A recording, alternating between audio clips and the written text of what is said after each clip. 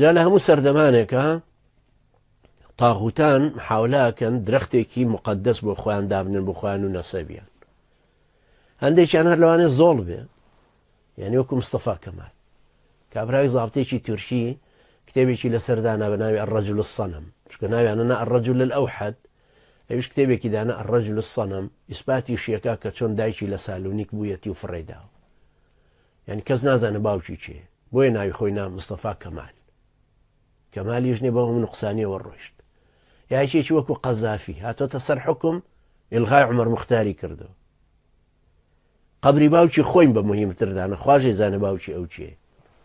لای ئێمەش وایە خوای زانە باوکی تاالبانی چێ. هەرستا گەر بڕێتەوە بە دوای نەسەبی جەلال تاالبانیە بڵێ باشە جەلال کوڕی حوسامەدینە کوڕی فەیزوڵڵایە، فەیزوڵڵای چێە؟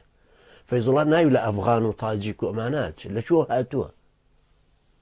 ئەوە ناوی مەسعود بەرزانی دیارە. مەسعود بەرزانی ڕێتو بۆ 8 پشتی 10 پشتیشی یەک بە یەک هەمووی معلومە و دیارە و تاریخێکی عەشیرەتێک هەیە و پێش پارتی دیموکراتی کوردستان لە 1946 دروست بەوە حیزبی تر هەیە. دائیمە تاغوتان محاولاکەن ئەم شەجەرەیە بۆ خۆیان دروستکەن. سەدام حوسێنیش شەجەرەکەی بردبووە سەر عەلی کوڕی ئەبی تاڵیب لەبەرەوەی شەڕێتی لەگەڵ ئێرانە. جا ئەو پیشەی هەموو تاغوتێکەوە سەبەبەکەی چییە؟ شعور بە نەقسە. هەر کەسێ لە ناخیە کە شعور بە نەقسەکە محاولاکە ئەوەڵ شت باسی ئەو شتە بکا کە نیەتی.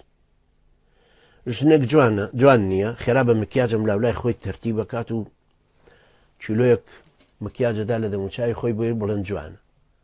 یەکێکی کە پاشنەعانەیەکی لە پێ کردووە بۆی بەرز دیار بێت چکە کورتی باڵایە شارێت.